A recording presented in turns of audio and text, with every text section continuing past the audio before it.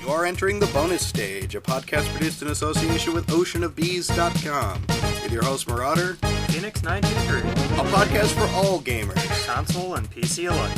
Welcome to Bonus Stage. Hello and welcome to Bonus Stage, podcast produced in association with oceanofbees.com. As always, I'm your host Marauder, and right next to me is my friend Phoenix923. Hello. Anyway, as always, we're going to check out what's new on oceanofbees.com to start out, and there's quite a number of updates.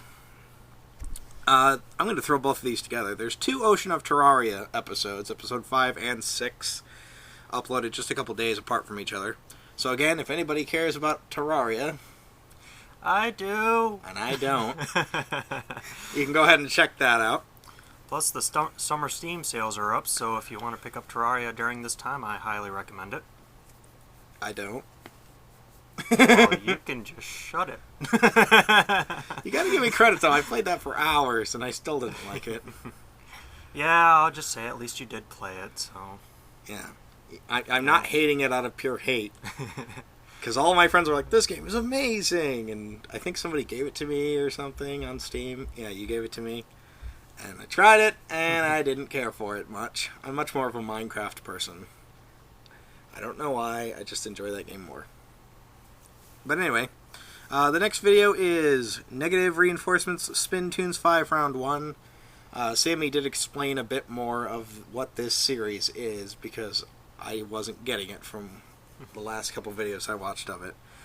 Apparently, it's part of a Spin Tunes competition on another website, where he takes the various competitors' songs and then comments on them. So it's not like popular music. I wouldn't know what popular music technically is because I barely listen to any.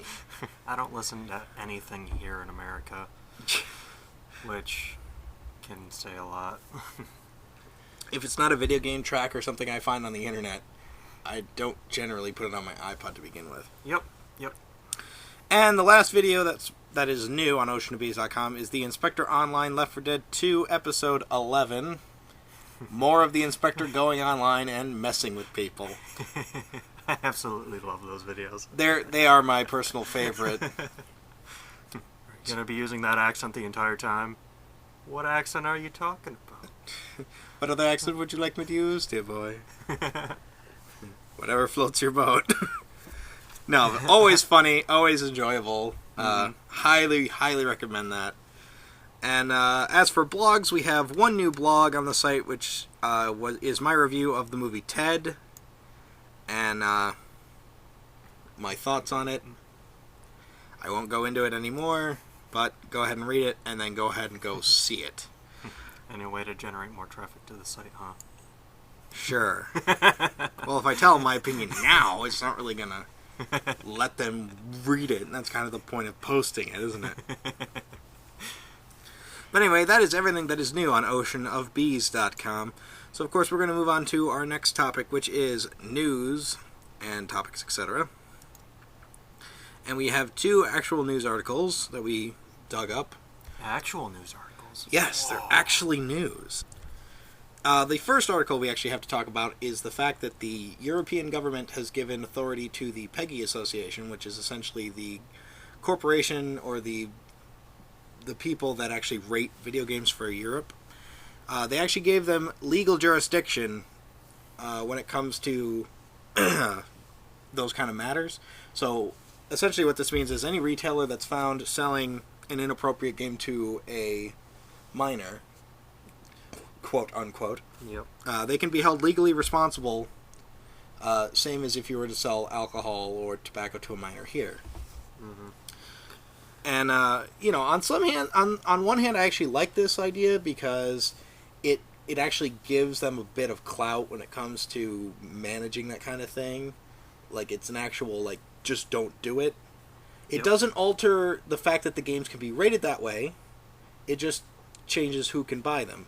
But on the other hand, I really want to side with the parents on this one, and it's really more or less their decision.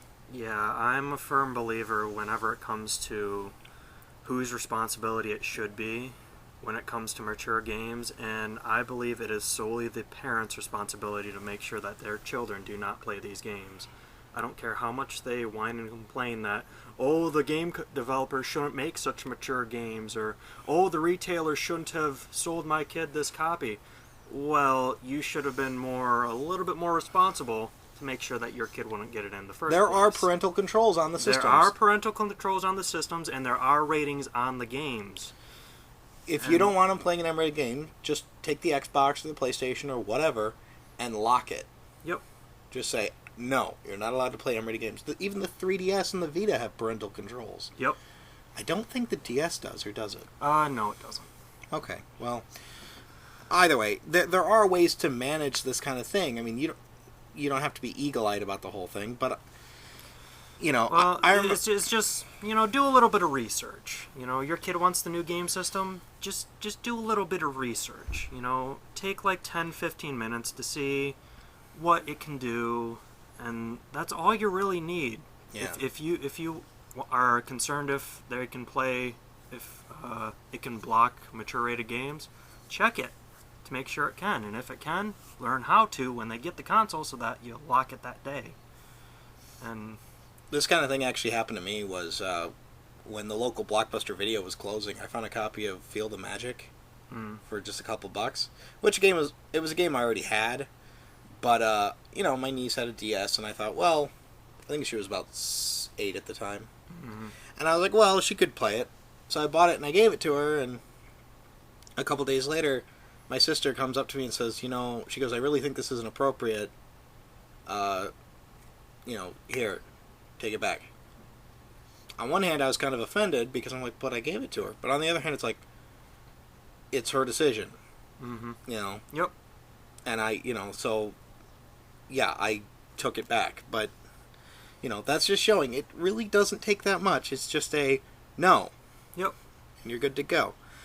I remember one time I went to a LAN party at a friend's house and I brought my Xbox and a bunch of games because we were going to LAN the Xboxes together and play like Halo. Mm-hmm. And when I walked in the door, she walked right up to me because I had this huge box full of stuff, and she, said, hi, how are you, blah, blah, blah, and then she said, come here, and I walked over and I sat down on her kitchen table and she dug through them, and any games that she didn't want, she just put aside, and she put my name on them on a little Post-it note, and she said, you can take these when you leave. Yep. And I was like, oh, she let us have Halo, because that's what we were there to play, and she knew that. And I think she was okay with Halo as a game. But I brought over, like, anything else I could think of that had LAN abilities. I can't even remember the games now. Yep. But, and I was still in high school at the time. It was a while back. But I was just like, fine. Mm-hmm. That's how she wants to run her that's her her house, rule. and that's her rule, and that's fine by me. Mm-hmm. My mom was a lot less lenient about that kind of thing. Like, I was the 6-year-old playing Mortal Kombat in the arcade, you know what I mean? Learning how to pull people's skulls from their bodies and punch off their spines or whatever, and it was like, and she loved it, and she thought it was hilarious, because she knows it's a game, I know it's a game, this isn't real, especially back then. So, so I was able to play all the more mature games, but that's just because that's the way my mom thought was appropriate. Yep. And that was fine. And when I'd go over to people's houses, a lot of times, that's just the rule. Like, no, I don't want them playing GoldenEye. GoldenEye was huge on the N64, and I remember bringing that to other people's houses, and their parents just being pissed. Because it was just a game about killing people. Yep. The multiplayer was just run around and shoot each other. Like, so, a lot of parents were like, no, but we could play Smash Brothers all we wanted. And that was great. Or Mario Kart. Yeah. So hopefully they won't let this go to their head, I guess, as a corporation and really start... On one hand, like I said, it's good. On the other hand, there's always two sides to every coin whenever it comes to, stuff like that. But I just say, let's just hope that, it stays in Europe. It stays in Europe and, they do their job well. Yeah. Anyway, the next news article we have is about this interesting new game console that's going to come out. It's very particular, something that you probably won't hear of.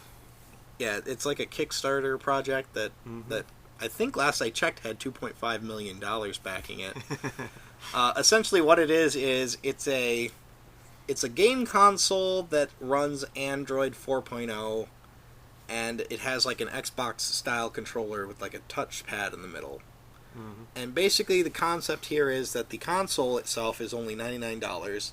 The controllers, from what I understand, is I think $25 to $30 each. And you can hook it up to your TV and you download games onto it, or get access to a service or something. I don't really know how it's going to work out, but you access the games digitally, and they're all free. They're free to play in some respect. Either like a free demo, either it's like a microtransaction game, like a free-to-play MMO or something that has microtransactions. But every single game on the console has to be free to some extent. Yep. And it's kind of interesting. It's a very interesting direction for someone to take, especially into the gaming industry, you know? Yeah. Especially considering, you know, how much games cost to make now. I mean, were any of the specs released for that? They said that it runs Android 4.0 and that it has an Integra 3 graphics processor. Okay, so... or a Tegra? I don't know what they call it. I don't know what they call NVIDIA it. mobile processor, GPU, Tegra 3. And Tegra 3 can do a lot of impressive stuff, from what I've seen on some of the mobile games. So the ability to have that on your TV and have it with a game controller in your hand, it's an interesting concept.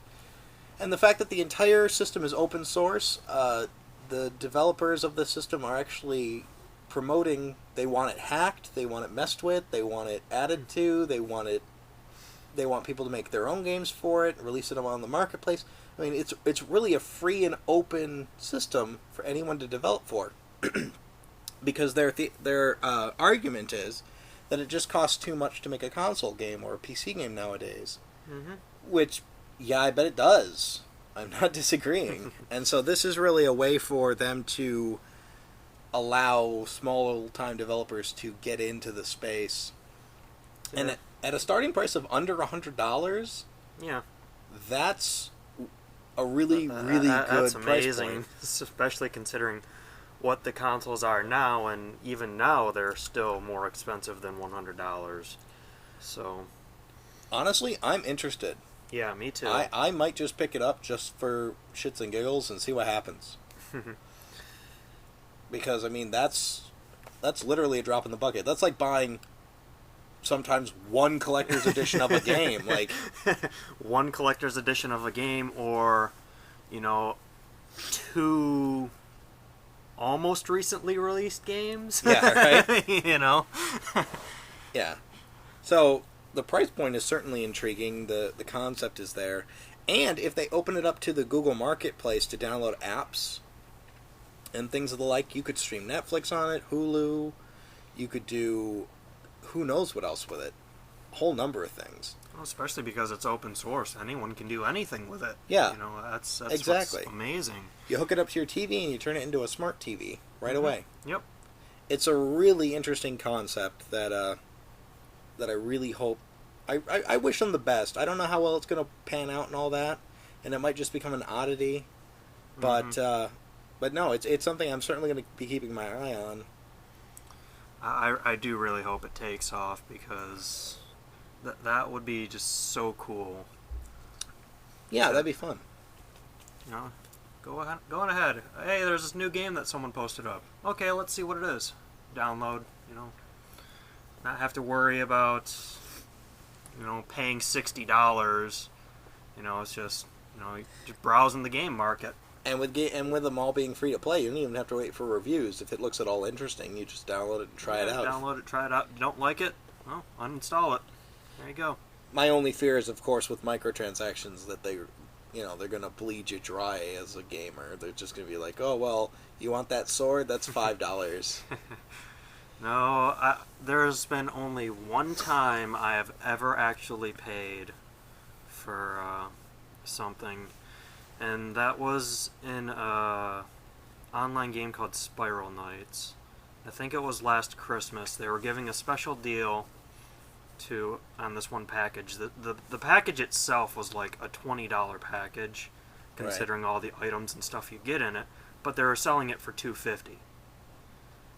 So I was just like, why not? And since you get, I think it's Crystal Energy. I don't remember. I don't play it too often. But Crystal Energy is what you do everything in it. If you want to, you every day you start out with 100, so you at least have some every day. So if you wanted to play for free, you can. But if you wanted to do, play for an extended period of time, you're gonna need more than what they give you. Which, I don't know. So they essentially charge you for extra time. Well, you can actually buy more. There's a online trading system where you can actually give your extra crystal energy to people for money for yourself, or you could buy extra crystal energy with the in-game money. So it just basically depends on if you make as much money going through the dungeon. Yeah, so if you run into a dungeon, you get, let's say, 1,000 gold, you can use the in-game 1,000 gold or whatever to buy that. Okay, so that's not so bad. It's not so bad. And plus, you pretty much do make back what you just spent, and maybe a little more in each dungeon every time, too. So, you're not really limited in it, and that's what I do like. Yeah, not too bad. Yeah.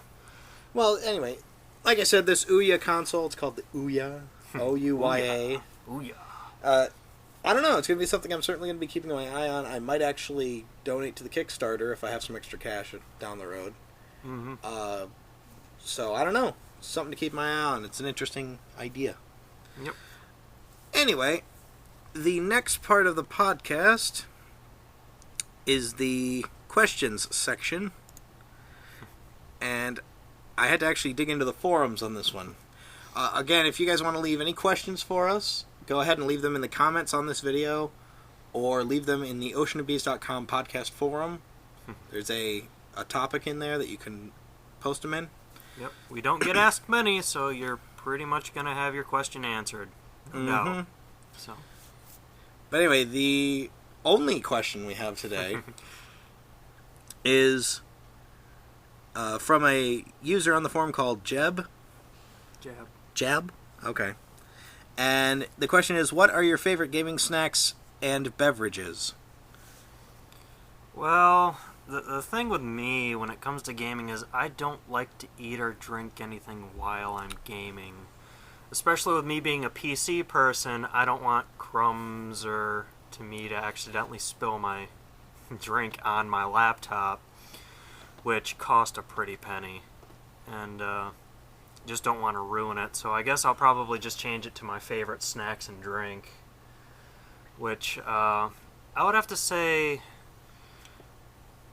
there's two things that I really, really like to eat. One is, a given, Ranch Doritos. I love Ranch Doritos.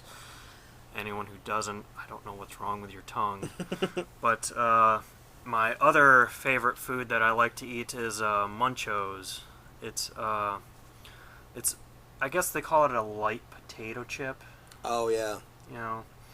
I like to eat those just because, I don't know, it's just the crunch is there the entire time. Even after you've, chewed it all the way through, you still get a little bit of that crunch. And the flavoring's pretty good, too, to where I could quite possibly eat an entire bag and still want more. So there's that. And my favorite drink, I would have to say, is Sprite, just because I do like the lemon lime flavor of it. Mm-hmm. It's a nice mix, a nice tangy feel that I just love it. And there's no caffeine in it. Yep. Which is probably a plus. Probably not a plus in those long nights, but yeah. Generally, when I'm gaming, I don't eat anything for the same reason you don't, is I don't want to get crumbs in my controllers or get grease on the buttons or the joysticks and or my laptop. Mm-hmm. I do take breaks to eat. I'm not that addicted. But drinking, I always have, like, it's either water or Coca-Cola. Yep. Vanilla Coke preferably, but they only sell that in 12 packs, and that's expensive. So, you know, it's either a vanilla Coke, a Coke, or a water. I don't know, that's just how I've always done it. Mm. And, yeah. But food-wise, I take breaks. If I had to pick, though, I love the munchies. I can't find them to buy anymore, but it's like they took Cheetos, rolled gold pretzels, what else is in there? Doritos, Mm-hmm. and Sun Chips. All the good things. And threw them in a bag and was like, "Here, you fat pig, eat this." And they have different flavors. They have like a ranch one, and a cheese one, and a regular, and all that kind of thing. If barring that, if I can't find that, popcorn. Oh yeah. I love I love popcorn. I love anything salty, like popcorn or chips, but popcorn especially. Can't go wrong. You know. But in terms of food, I'm very particular about people eating around my stuff. Mm-hmm. When I used to do LAN parties in high school, we'd always like order a pizza halfway through. Because we'd do it on a Friday and we'd all spend the night till Saturday, which was murder on my homework. But we'd game all night. So we'd order a pizza and we would take a break and eat the pizza, wash our hands, and then go back to playing. That was just how we did it. And it, you know, it was great. Very good practice. Yep. Very good practice. Yeah. I'm like I said, I'm the same way. I just don't want stuff around my stuff that can get into the electronics that could ruin it. Yeah. No. I'm very, very particular about that kind of thing. Mm-hmm. So, yeah. So thank you for asking, Jab. That was a good question. Please do ask more. Dig in that noggin, everyone. Yes, somebody come up with a question, because otherwise I'm going to have to start asking questions and making people up. But anyway, so that is the question and answer section. I guess we'll move on to games we've been playing, and this will probably eat up the rest of the time, because I've been playing a bit. Quite a But I'll let you go ahead and start. Me? Okay. The main game that I've been playing for the last couple of days is The Legend of Zelda Majora's Mask. Because recently the Nintendo Club points finally, you know, I guess cashed out. Oh, yeah. Or whatever. And I got gold status.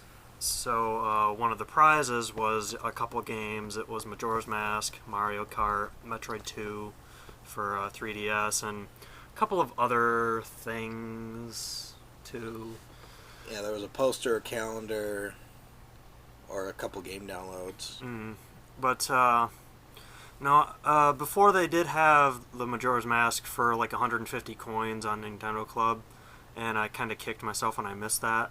Because I was just like, I'll wait, see if they have something better next month. But then, 3 months later, still nothing really came up. I was like, dang it.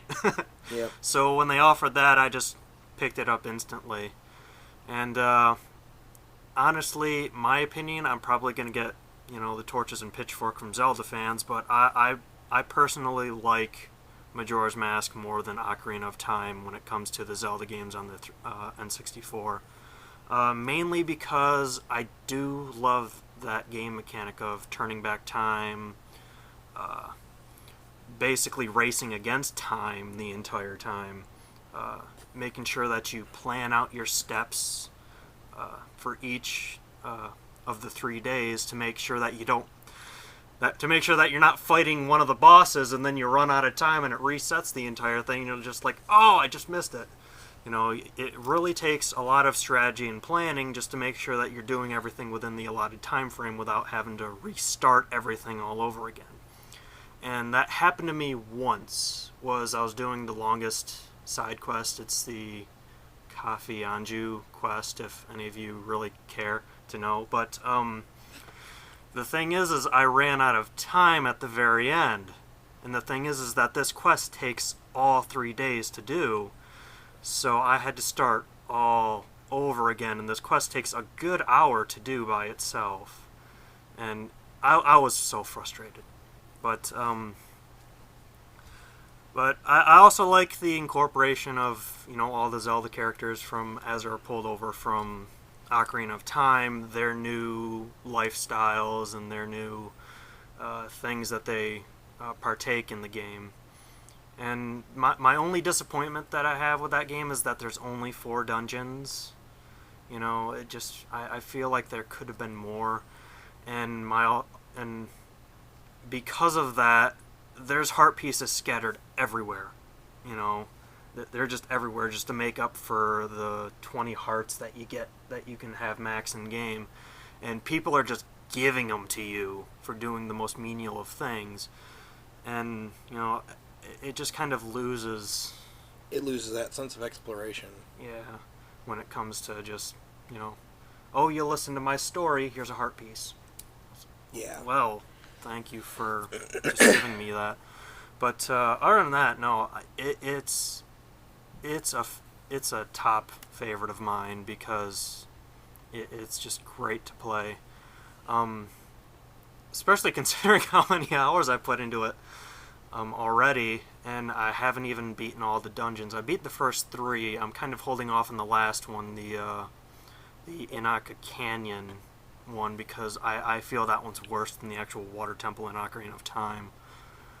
I never really had a problem with the water temple in Ocarina of Time. Not really. You just look at the map, say, I haven't been there yet, let's go over there. Yeah. The problem with the Inca Canyon one is it flips gravity, so there's upside down areas as well as right side up areas. So you can look at the map and say, hey, I haven't been there yet, and then you go to there and you go, oh, that door's on a roof. Crap. Where did I flip blast? All the way back there? Oh, okay. Walk all the way back, flip. Okay, now we can get through the door. Now I gotta go back and flip again. Yeah. It's just a chore. So I've been doing practically everything else but going to there. But there's that. I'm as I mentioned last time, I'm still continuing my playthrough of Earthbound. No, I haven't beaten that game enough. I will never beat that game enough because it is my favorite RPG of all time. And for those that like Earthbound and care, I just got Paula from the Blue Cult. And oh yeah, I started playing Mirror's Edge again. I just kind of felt like playing that. And even though I played through and beat it, it's still a blast to play. I love running and jumping and doing all the little parkour tricks, running off the walls, turn around, grab, jump onto the pole, things. It's just a sense of freedom, if you will, just to go. I mean, sure you still have a set course that you have to take, but there are multiple paths that you can take to go to the specific areas, which I do like, and it does bring a little bit of exploration to it. Don't think I can remember anything else, actually. Okay, well, I'll jump in here then. I have been trying to not buy games recently. Which is great, because I have a stack of games that I have not even gotten to yet.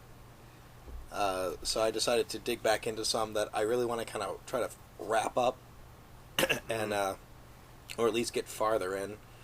Because I have this tendency to buy a game, play it for a half hour, and then kind of shelve it. And then play the next game you just bought. Yeah, and then play the next game I just bought, and put in like a half hour to like 10 games rather than 5 hours into one game. So I went back and I popped back in Vanquish on the 360. It's a Platinum Games game where essentially it's Gears of War mixed with binary domain, mixed with a rocket pack. You essentially play a guy who's like a special soldier, like a super soldier, but he has this suit of armor that lets him fly around the battlefield on rocket skates or something. Like, the entire suit just takes off. It is absolutely amazing. Think Gears of War and let him skid across the ground high speed. Yeah, from what I've saw of you playing it, it's extremely high-speed gameplay. You know, you are moving fast from spot to spot, taking out enemies. Yeah, it's loads of fun. It has the cover mechanic. It has infinite health, like regenerating health, but it does it in a way that's not insulting. Basically, your suit has a certain amount of energy it can dispel before having to recharge. And so if you jet for too long, or if you use too many of your abilities at once, you can actually overheat the suit. And you have to go find cover for the suit to be able to cool down again. So it does it in a way that's not insulting. Like you take, like in most shooters, you take like a full shotgun blast to the face, and they go, "Aha, go hide." Let me hide behind this chest-high wall for a second. Yeah, it makes more sense. Oh, you can slow down time too. It has bullet time, so if you're aiming down your sight and you dodge, it'll go into bullet time, and you can more accurately take out enemies. Because there are some huge enemies in the game that have very tiny weak spots, and so the ability to slow down time actually helps a lot. There was this one guy that had like this giant rocket rocket launcher, and the weak point was on his back. So what I did was I skidded through his legs, rolled, came up in slow motion, and started annihilating his weak spot. It was pretty cool, I must admit. So that game is a blast. Highly recommended. You can probably pick it up for cheap by now. Yeah. But yeah, that game is absolutely a lot of fun. It reminds me a lot of Binary Domain in terms of the design, because you are fighting multicolored robots. You are in kind of a futuristic white obelisk-like city, and you also have like squad mates that kind of yell at you and stuff. So, loads of fun. I also put in and played a little bit more of Bayonetta on the 360, another Platinum game. I think you helped me out with a couple spots in that. Yep. Essentially think Devil May Cry or God of War cranked up to 11. Basically, make those games as ridiculous as you can. Yeah, everything in this game is absolutely ridiculous. Nothing makes sense. You're fighting demons and angels, and they're dropping Sonic the Hedgehog rings, and it is probably one of the best action games I've ever played.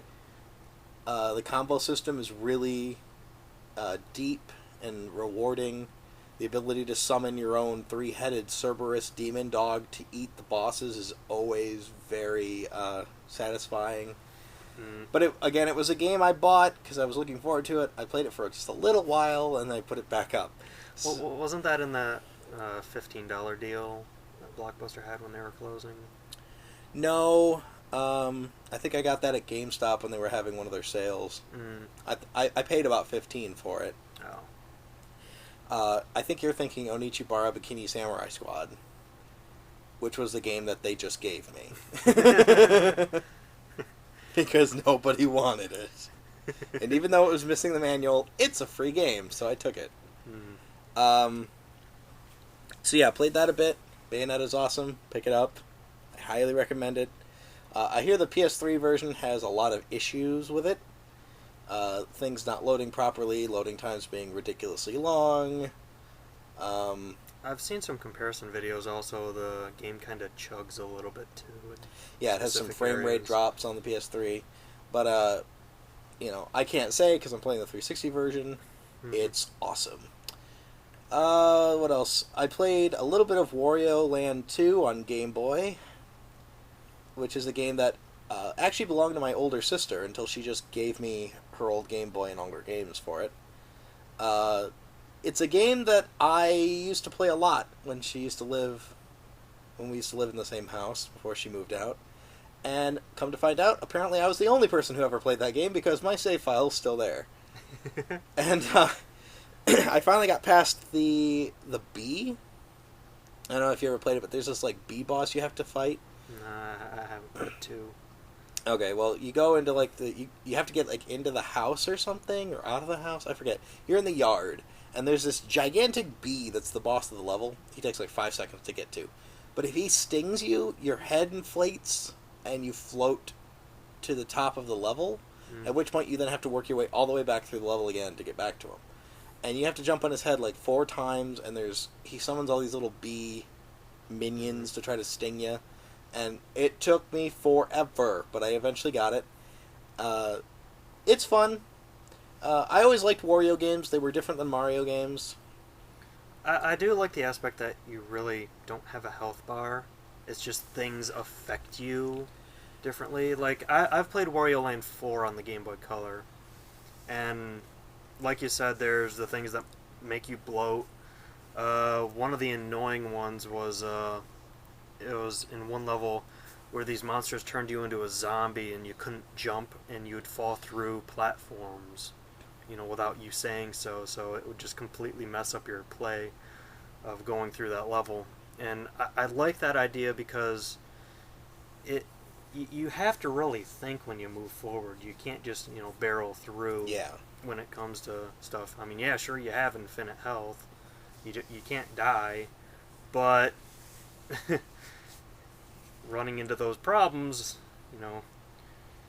all the more determines how long it takes you to beat that level. It kind of reminds me of Kirby Epic Yarn on Wii, where you don't necessarily have a health bar, you can't die, but the game is still challenging to get through each level. Yeah, because you need a specific amount of gems and stuff. Yeah, in Kirby it matters how many gems you get. So it's still challenging, but not in the traditional way of now you're dead. Let's see, what else? I played a bit more of Hyperdimension Neptunia MK2. Still really enjoying that. I want to get really deep into that game. I think I've about put 4 hours into it now. Still really enjoying it. It plays a lot like an MMORPG. You go into cities and get quests and go complete the quests and then turn them in for rewards. The only thing that kind of bothers me is the cities aren't actual cities. Like, it's just a menu screen. Where they're just like, you're in the city of Plantoon. Okay. Here's your menu. Would you like to go to the shop? Because the shop is right on the menu. I kind of like it more like Xenoblade Chronicles does it, or Golden Sun, or games like that where you walk into a town and you can walk around and see the town. It kind of kills most of the exploration. Also, you can go anywhere on the map you want with absolutely no problem. Like, when you get to the overworld map, it literally is just a hub to go to the different areas. So if you need to go to a certain area, you just put your cursor over it and you're there. Which is a bit of a problem. Also, I've been noticing that this is the second game in the series, and as such, the story is continuing from the first game, which is a game I have not played. So I have no idea what's going on story-wise. Well, it makes, there's a general story. There's a general story for that game, but the overall story arc I'm missing. Any backstory stuff that would have been covered in the first game, you have no idea to. I'm lost. So, still having fun with it. I love the battle system. I love the music. I love the graphics. They're like, anime cel-shaded style. They look like fun. It's a fun game. It still has a lot of really good in-game references to other games that make me laugh. So yeah, put some more time into that. Played a bit more of Killzone 2. And my god, do I wish I had a keyboard and mouse for this. I like shooters, but not so much on consoles. At least not anymore. Not as much as I used to like them. It's playable, but I'm just getting kind of... I really want them to do like a really colorful, cel-shaded first-person shooter, like the game 13 that was on the PS2 or Xbox. I loved that game because it was colorful and it looked great. Not so much with Killzone 2. It's drab, gray, black, kind of. It's still a good game. I still really like Killzone as a series, and yeah, when you're invading the planet of Mars during, in the middle of a war, I don't think it's going to be looking all, flowers and sunshine, but, a couple bright areas wouldn't kill you. Throw in a little bit more color than, brown, gray. Yeah. People black. say it's one of the best looking PS3 games of all time. I would agree if I could see it. But most of the time everything is so dark and drab, I can't really tell where one building ends and the next begins. It's challenging as all hell still, really, but I like the series, I really do. And I have the third one. I bought the third one the same time I bought the second one, because I think GameStop had like a buy two get one on used games at the time or something. And so I bought Killzone 2 and Killzone 3, because I do plan on playing both.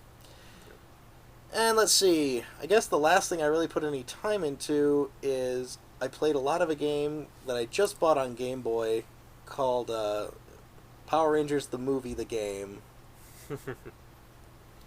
And boy, That's a different game. it's a different game. I have the one on Genesis and I have played the one on Super Nintendo as well.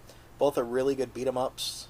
The Super Nintendo kind of is a 2D side-scrolling beat 'em up, similar to games like Ninja Warriors or, you just march right and punch a lot. Whereas the Genesis one is more isometric. It plays a lot more like a Streets of Rage or a Final Fight kind of game. Mm. And the Game Boy game plays more like the Super Nintendo version, where you just go right and punch things and pick up lightning bolts to power up your morphing bar, and then when it's full you can change into your Power Ranger costume. Graphics are actually really good, I think. Yeah. It looks really nice for a Game Boy game. The controls are a bit awkward, and at times can cause you to fall onto spikes or get crushed, or they're a bit sticky. I don't know how to describe it. They seem to only want to work when they want to.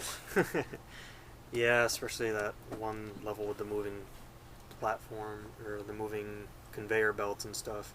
Yeah. Jump over the spikes. You did not jump. Yeah, you hit the jump button and he just kind of stands there, and it's like, but jump. Mm-hmm.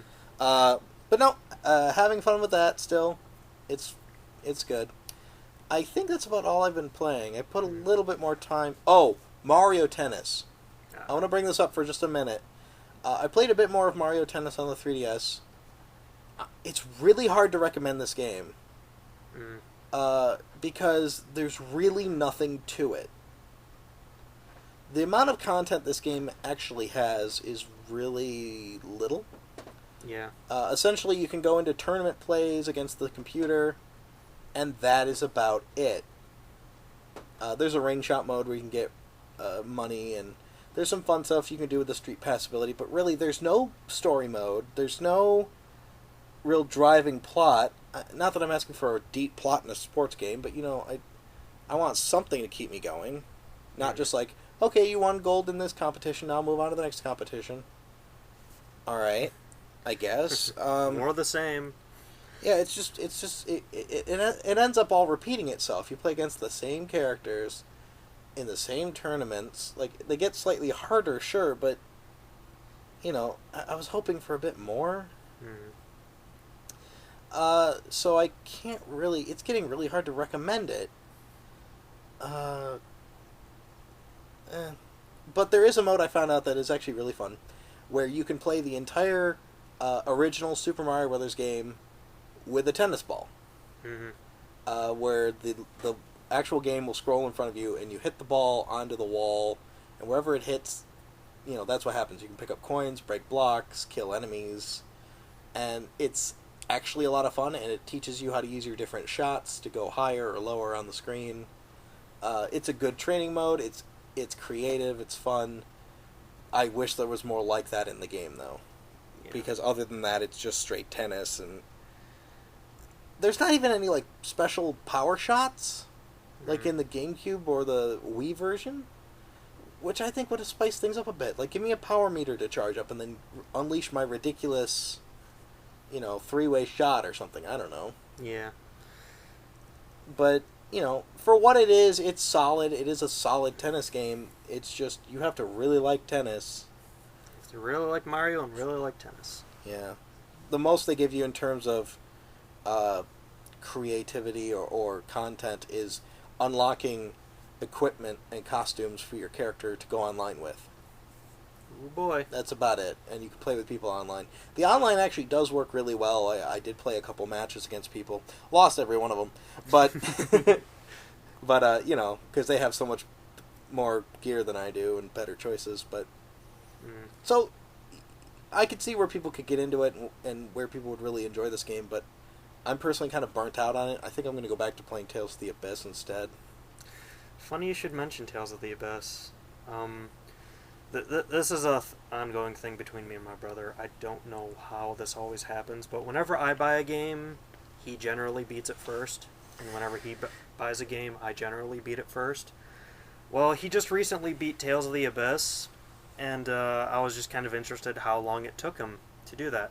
It took him 37 hours to beat that game, and he told me after he beat it, that's just the main quest. He barely touched any of the side quests in the game. So, if you're looking to get into that game, you are definitely going to get your money's worth when you buy it. It's almost like $1 an hour. Yeah. And I generally rate, $1 every half hour. Yeah. But still, that's pretty amazing, especially considering games now that barely give you $5 for $60. I would rather have a short game that's replayable than a long game that I'd only play once, though, to be completely honest. Like Sonic Adventure 2 Battle being my favorite game, I can play through that game from beginning to end multiple times and never get bored of it. And it only takes me a couple hours to beat. Yeah. The thing with me, though, is generally with large RPGs like Tales of the Abyss, you're always running into new stuff on consecutive playthroughs. And not to mention the grade system at the end of the game when you beat it. Based on how much grade you get, it's just a number that they give you at the end of each battle. You spend that on extra stuff that you can carry over into the next game.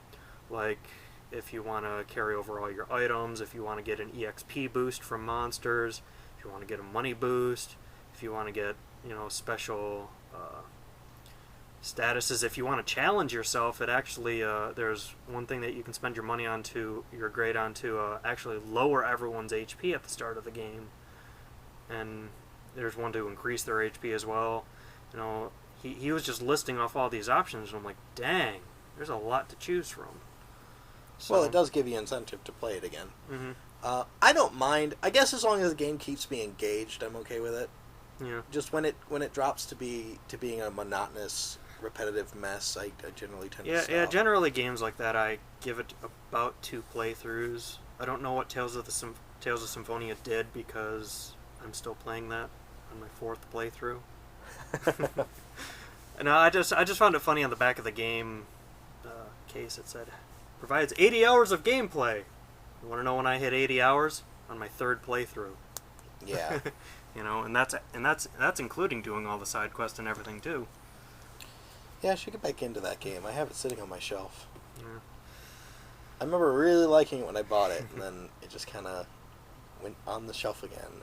Yeah. It never came off. Like everything else. Yep. But yeah, that's about everything I've been playing. Yeah, same here with me. Can't really recommend Mario Tennis anymore. I am honestly at the end of my interest in that game. Hopefully I can get another 3DS game to keep me occupied on long bus rides or trips or whatever. Oh yeah, no, that's going back in my 3DS so I can keep playing it. Anyway, but that is everything. This should be the end of the episode. I guess we'll just wrap it up here. Yep. As always, I hope you guys really enjoyed this episode.